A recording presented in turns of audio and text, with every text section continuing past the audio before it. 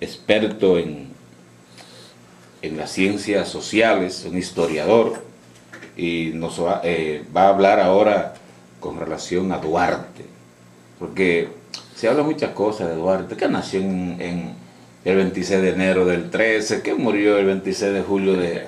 Pero hay otras cosas más profundas que los oyentes... El profe tiene un enfoque extraordinario ayer. Claro. Una pincelada. Claro, y lo escuché el otro día en su programa, y no sabía que usted había vuelto con el programa. Sí. Y entonces, como estos muchachitos ponchando, no encontraba, pero míralo aquí, déjame escucharlo. Pues gracias. Sí, siempre lo escucho. Gracias. Bienvenido al desahogo. Gracias por detenerse. Primero que todo, gracias por detenerse a escuchar el programa Educación y Más. Pues bien, estamos por acá porque en el día de ayer estuvimos conversando con Rolando y le solicité un espacio para nosotros acá compartir un poco con relación a una fecha tan importante como esa que se va a celebrar mañana, 169 años de la independencia de la República Dominicana. Pero además, por el hecho de celebrarse ahora en el 2013, los 200 años del nacimiento del padre de la patria, Juan Pablo Duarte. Y más que dar un enfoque teórico nada más, lo que más me interesa es que nosotros entre todos acá pueda desarrollarse un diálogo en el que ustedes puedan hacerme las preguntas o cualquier ciudadano pueda llamar y hacerme una pregunta y entonces nosotros tratar de hacer un enfoque de lo que es el Duarte, pero aplicado a la situación que vive la sociedad dominicana. Porque de Duarte se ha teorizado mucho.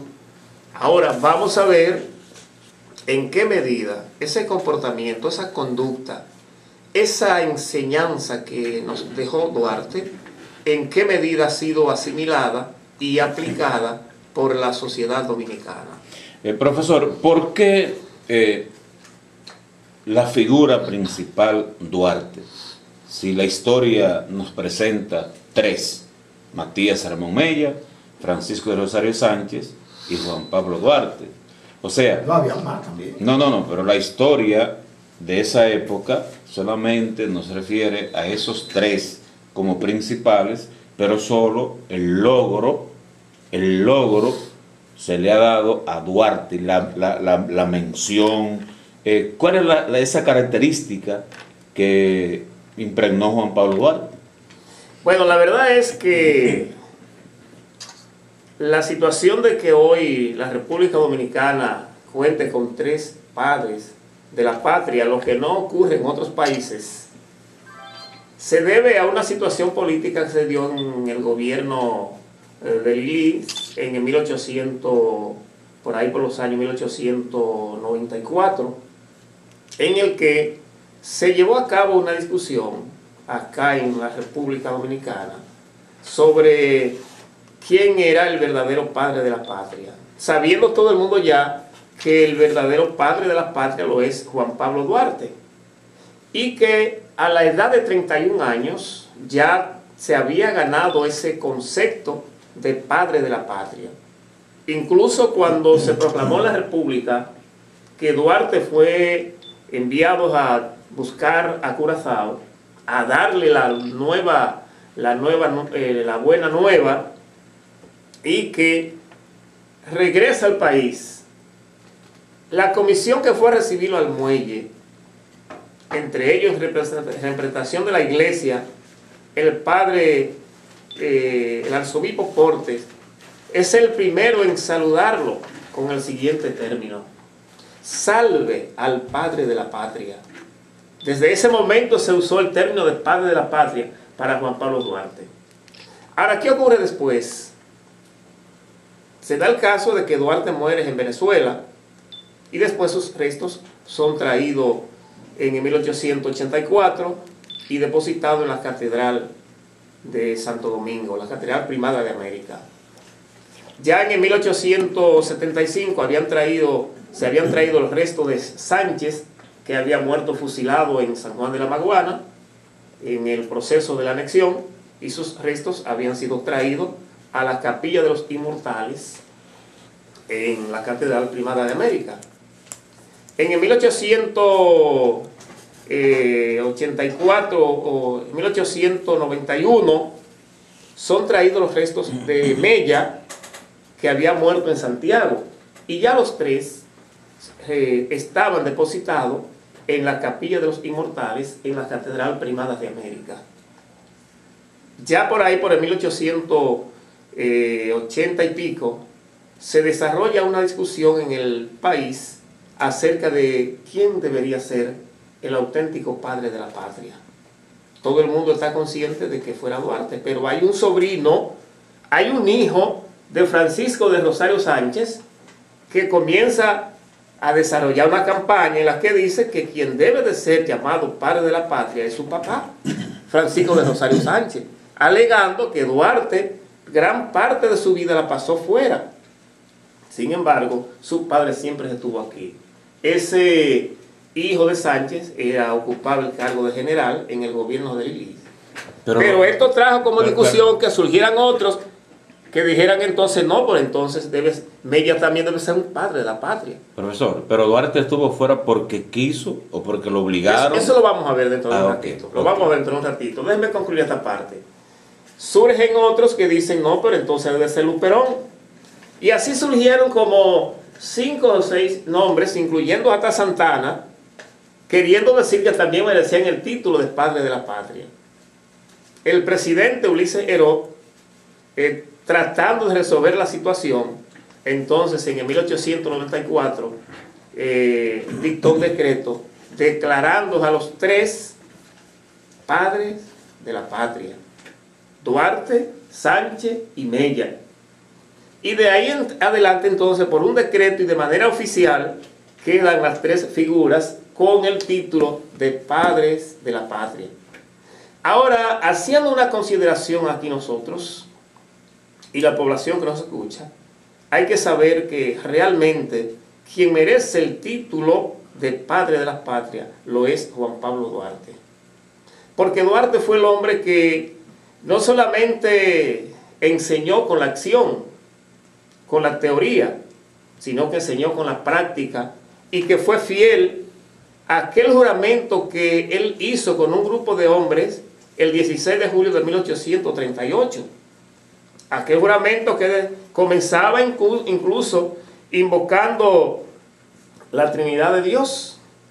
Ese compromiso contraído al fundar esa sociedad con un juramento que era firmado con sangre y que comenzaba diciendo: en nombre de la Santísima, Augustísima e Indivisible Trinidad de Dios Omnipotente. Y entonces ahí hacía el juramento. Y lo que se juraba en aquel día era la separación del gobierno haitiano y luego la implantación de una república que debería de ser soberana, libre e independiente de toda nación extranjera.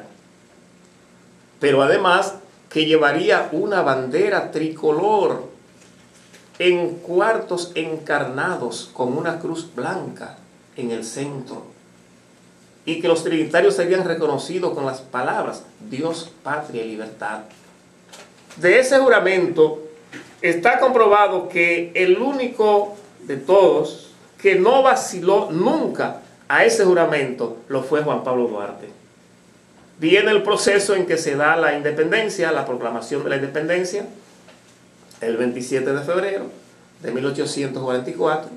Duarte en el 1843 tuvo que salir del país porque el gobierno haitiano, al darse cuenta de lo que estaba ocurriendo en esta parte y que realmente ya era casi un hecho que se iba a producir la separación, se desató una persecución extraordinaria, muy fuerte, en contra del grupo de los liberales que encabezaba Juan Pablo Duarte. Tan fuerte que en ese momento, para escapar, hubo que convencer a Duarte que tenía que salir del país para poder escapar con vida.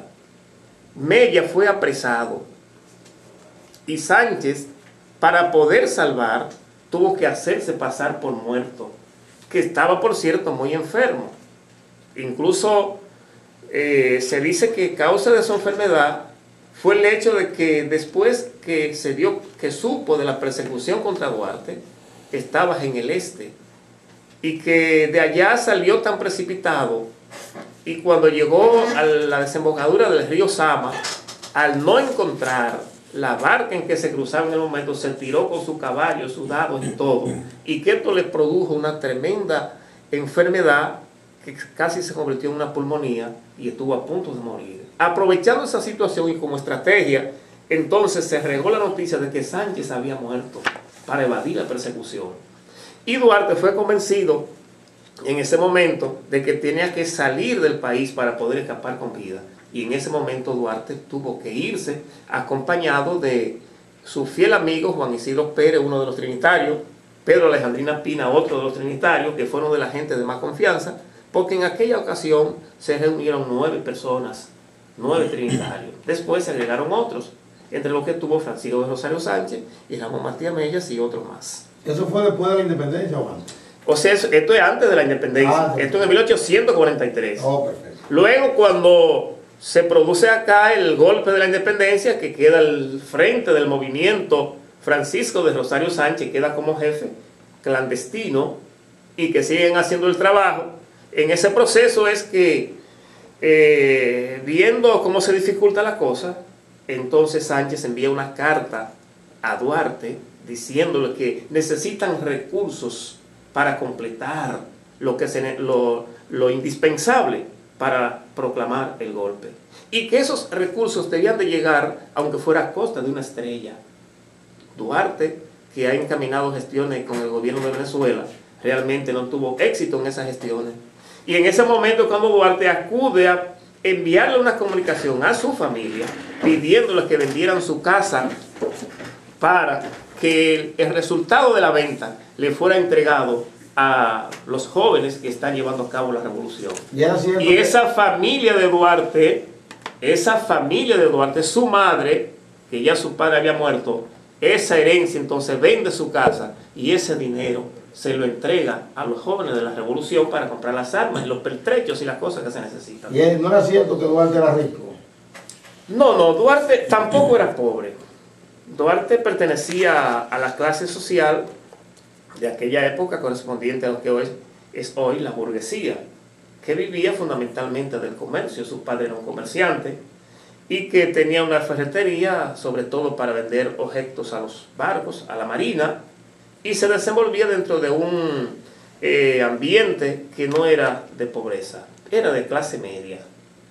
Los ricos en aquella época eran los ateros, los que tenían grandes cantidades de tierra, pero que eran contrapuestos al pensamiento de Duarte. Aquellos ricos de aquel momento pensaban que era imposible el que esta parte de la isla pudiera convertirse en una república, que eso era un sueño, que eso era una utopía. Es más, a ese grupo de Duarte ellos le llamaban los ilusos, los filorios, los muchachos. De manera despectiva se referían a ellos. Sin embargo, en el momento de producirse el golpe, se produjo también una alianza. Sánchez, en comunicación con Duarte, produce una alianza y se unen entonces liberales y conservadores y se ponen de acuerdo y dan el golpe. El 27 de febrero, el punto de convocatoria lo es la Puerta de la Misericordia. Y allí, en el momento en que unos decían, pero vamos a dejar esto para mañana, y otros decían, mire, me están persiguiendo. En un momento de indecisión, entonces Mella, con su trabuco, hace un disparo al aire. Y allí le arenga y le dice, no hay tiempo para retroceder, adelante. Tenemos que echar hacia adelante. Y de ahí entonces caminan todos hacia la Puerta del Conde, o Castillo de San Genaro, como se llamaba en aquella época. Y allí entonces, pues, ya en la aurora del 28 prácticamente, es izada la bandera dominicana. Esa bandera que había sido concebida por Juan Pablo Duarte cuando se fundó la Trinidad, cuando se hizo el juramento trinitario. Recuerden que dice la creación de una república y un pabellón tricolor en cuartos encarnados con unas cruz blancas en el centro. Y esa bandera, por recomendación de Duarte, fue confeccionada por una muchachita, una jovencita de aquella época, familia de uno de los trinitarios, llamada Concepción Bonas Hernández. Y también con la colaboración de Ramona de Jesús Pina, hija de Pedro Alejandrina Pina, uno de los trinitarios. Y también la colaboración de María Trinidad Sánchez. O sea que no fue María Trinidad Sánchez. No fue sola, directamente María Trinidad Sánchez. No, la gente tiene un error en eso. Fue una colaboradora y María Trinidad Sánchez se destacó después en otras cosas. Fue una ferviente trabajadora. Y esto hicieron aquí como un trío de jovencitas que se encargaron, pero la responsable del trabajo tejido a mano lo fue Concepción Bona, y le ayudaba María Trinidad Sánchez, también colaboraba, y también su prima Ramona de Jesús Pina. La situación fue pero la historia no registra mucho eso. No, porque hay distorsiones, hay muchas distorsiones también, y por eso que es importante que se aproveche este 169 aniversario para aclarar y decir cosas, y estos 200 años también para decir cosas. Es importante que se aclare porque a la sociedad dominicana lo que más podría convenirles en el futuro será tener a un ciudadano dominicano siquiera parecido a lo que fue Juan Pablo Duarte, y esa enseñanza, esa conducta que enseñó y que mostró Juan Pablo Duarte en todos los aspectos. Profesor, brevemente, ¿quién decidió, por qué se decidió que Pedro Santana fuera el primer presidente? Bueno, déjeme decirle que luego de proclamada la independencia de la República, se formó lo que fue el primer gobierno, que estuvo a cargo de una Junta Central Gubernativa. En principio esa Junta Central Gubernativa estuvo presidida por Sánchez, pero rápidamente el poder de los conservadores se impuso y en pocos días Sánchez fue destituido, prácticamente desplazado, y pasó a ocupar esa Junta de Gobierno, pasó a ser ocupada por Tomás Bobadilla, que era el cabeza del sector de los conservadores. En ese momento Santana es una figura que casi ni se conoce. Había Duarte tenido contacto con ellos en su trabajo de proselitismo anterior, pero no era tan conocida. De ahí entonces que sigue el curso de ya lo que es la República recién nacida, y llega al 9 de junio, en el que el sector de los liberales da prácticamente un golpe de estado a esa junta y nombra como presidente a Francisco de Rosario Sánchez. Francisco de Rosario Sánchez, que ya asume como presidente, entonces trata de introducir un cambio. Santana está en el sur, encabezando el frente para detener a los haitianos, y ya le había ganado en la batalla de 19 de marzo en Asua. Duarte, a su regreso, fue nombrado como vocal de la Junta y lo aceptó humildemente. Por el sacrificio que hizo Duarte y la cosa, merecía haber sido el presidente. Sin embargo, aceptó.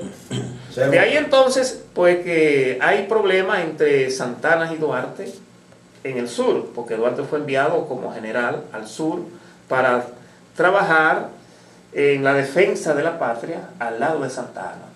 Sin embargo, Santana, que trae su interés no de la existencia de la República, sino de la separación de Haití, pero para luego anexar o buscar el protectorado de otra potencia. Como la demostración de los dominicanos fue tan contundente, Duarte era partidario de que se siguiera atacando hasta retirar a los haitianos. Sin embargo, Santana entró en un proceso de inercia y se sienta en un lugar en Sabana Buey, ahí se sienta, como dando tiempo a que los haitianos avancen, para llevar el convencimiento a la población de que es inminente el protectorado, que ahí estaba Francia al lado y un grupito que estaba buscando el protectorado con Francia, a cambio de cederle la bahía de Samaná. Ahí viene el problema entonces. Los liberales se dan cuenta de esta actitud y dan un golpe de estado y destituyen a Bobadilla y nombran a Sánchez como presidente. Envían al Sánchez, asume la fuerza, la dirección del ejército en el sur. No puede ir al mismo tiempo porque es el presidente, y entonces comisiona a Esteban Roca para que sustituya a Santana allá. Pero Santana entonces se levanta y se opone, y el cambio no se puede dar. Ahí comienza a encrudecerse la situación. Duarte, por su parte, es enviado al Cibao. Y visita casi todo el Cibao. Imagínese usted en qué se caminaba en aquella época. En burro, a caballo. Y a caballo. Duarte montado en un caballo. Llegas entonces a Cotuí y allí se le hace una proclamación como presidente. De ahí se va entonces a La Vega. Y en La Vega es proclamado, incluso recibido hasta con salva de cañonazo, y celebrándosele incluso un Te Deum en la catedral. Y de ahí pasa a Puerto Plata, y en Puerto Plata también es recibido y aclamado como presidente. Recibido también con toda la algarabía, con un Te Deum en la catedral, y Duarte escucha todo eso. Pero sucede que mientras Duarte está en el Cibao, ya Santana ha llegado a la capital y se produce un cambio de gobierno, de dirección de la Junta. Y mientras Duarte está por allá, ya el jefe del gobierno no es Sánchez, sino Santana. En una junta militar. En la Junta de Gobierno. O sea que no, la Junta Central Gubernativa. Porque viene Santana y da un contragolpe. Y entonces se nombra a él como presidente de esa Junta. Duarte, que está por el Cibao. Entonces, ¿qué pasa por allá? A toda esa aclamación que se le hace a Duarte, ¿cuál fue la respuesta de Duarte? A toda esa aclamación que se le hace por allá. Negó todo eso. No aceptó la presidencia. No. No aceptó porque Duarte tenía el concepto del respeto a la ley, a la institucionalidad. Y Duarte había salido a cumplir una misión que le había encomendado ¿quién? Su presidente, Sánchez. Su gobierno. Pero además, Duarte estaba elaborando un proyecto de constitución que hablaba del respeto a la ley y que establecía la división de los poderes. No podía, sin unas elecciones, decidirse aceptar el cargo de presidente que por aclamación se le estaba dando. Él, en Puerto Plata, le contestó a las personas que le decían eso, que su única aspiración era a que fueran felices, a que hubiera una república independiente, a que se mantuviera eso por lo que los trinitarios habían luchado. Como ya está en el gobierno Santana, el cabeza de los conservadores, ven ahora que Duarte es un peligro. Incluso en ese tiempo se planteó que hubiera unas elecciones y que fueran como candidatos Santana y Duarte, pero Santana no permitió eso. Entonces, cuando se desata ahora otra vez la persecución contra Duarte, y estando en Puerto Plata ya con varios días, entonces Duarte fue apresado en Puerto Plata, encerrado en la fortaleza San Felipe, y de ahí enviados a buscar en una embarcación para llevarlo a Santo Domingo. En Santo Domingo encerrado en la Torre del Homenaje, y de ahí entonces después deportado, desterrado a de por vida, donde se ha dicho que hubo incluso que lo del destierro fue prácticamente algo que hubo que sacarle a Santana, porque la intención era fusilarlo. Una pregunta, profe. Entonces Santana no fue el primer presidente constitucional. Claro, Santana fue el primero porque Pero no sí, pero es presidente del gobierno y después entonces viene lo que es la convocatoria de la Asamblea Constituyente, por lo que Duarte estaba trabajando ya, pero que ahora la asumen los conservadores. Y vienen, y mientras Duarte está de nuevo fuera del país, entonces se lleva a cabo acá la Asamblea Constituyente y se da a conocer la Constitución Dominicana. Y en esa Constitución Dominicana entonces es electo como presidente Santana, porque esa constituyente tenía como misión también escoger al presidente. Y entonces Santana se la arregla y es escogido como presidente no solamente por un periodo, sino por 2. En una elección lo dieron por 2. Exactamente, en esa Asamblea Constituyente. Fue por 2 periodos consecutivos. 2 por 1. Exactamente. Y esa constitución elaborada en ese momento se aparta bastante de lo que es el proyecto de constitución que aspiró y que quería Juan Pablo Duarte. Profesor, el tiempo no está terminando. ¿Merece Santana estar en el Panteón Nacional? No merece. Santana debe de ser sacado del Panteón Nacional. Yo creo que todos los dominicanos que tengamos un poco de sentimiento duartiano, tenemos que luchar para que sea sacado del Panteón Nacional los restos de Juan Pablo Duarte. Fíjense que allí están también los restos de María Trinidad Sánchez, la mujer a la que él fusiló. Y están Antonio Duvergés y todos los patriotas que él fusiló y ahora están llevados los restos, están ahí.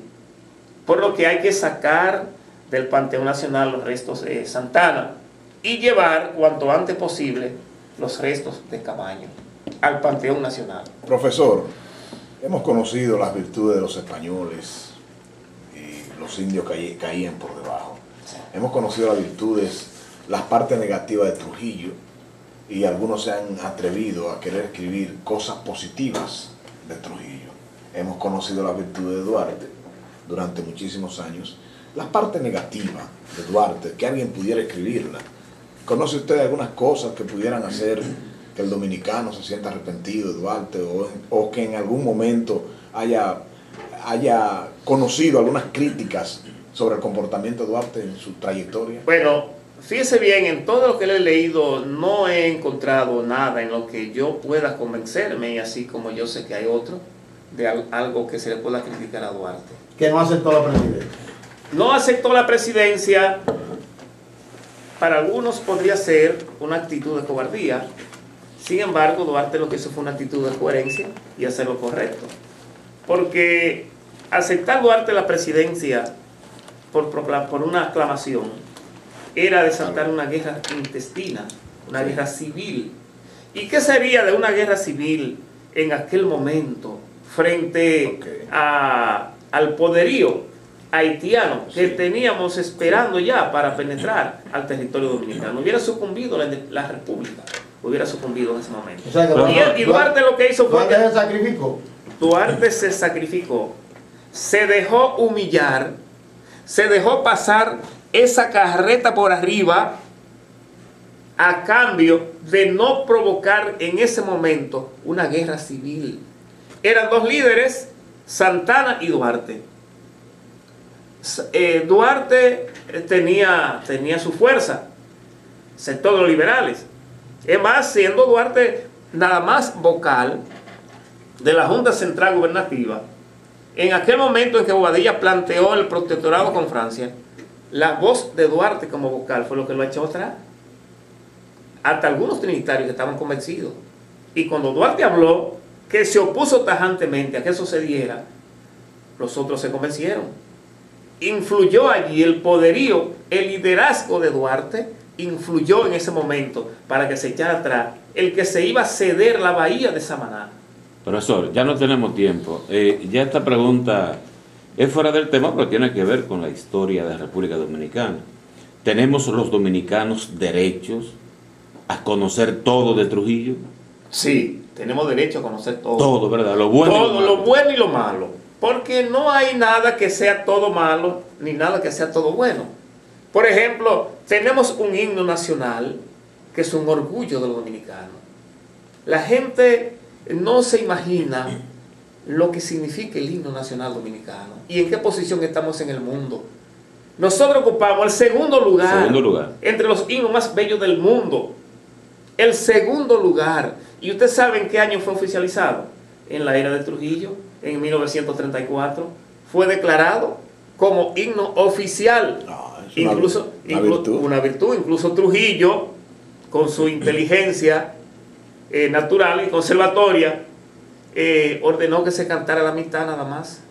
Porque en la última parte se hablaba mucho de libertad.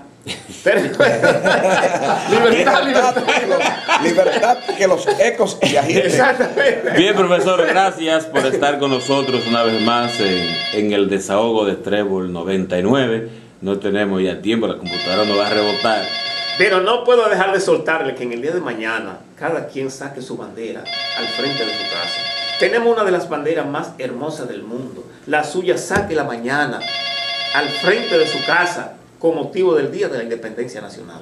Nosotros como desahogo no tenemos la culpa que en el día de hoy, pues el tema que se ha debatido aquí sea objeto de ser agenda de los demás programas. Rolando Santos, Francisco Frías Morel y la presencia del profesor Inocencio Mercedes y Fran Consuegra. Ok. Ay, ay, ay.